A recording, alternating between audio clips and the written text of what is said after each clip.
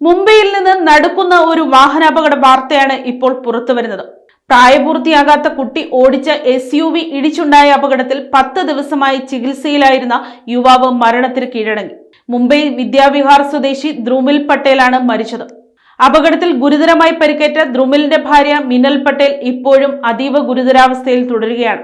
ഫെബ്രുവരി 5-ന് രാത്രി വിദ്യാവിഹാർ സോമയ്യ കോളേജിന് സമീപത്തായിരുന്നു ദാരുണമായ സംഭവം.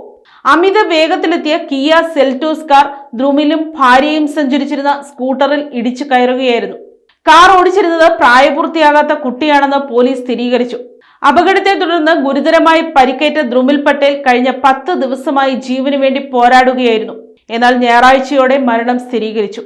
സംഭവത്തിൽ കാർ ഉടമയായ കുട്ടിയുടെ പിതാവ് വാൽജി രാജഭൂഷണെതിരെ തിലക് നഗർ പോലീസ് കേസെടുത്തു.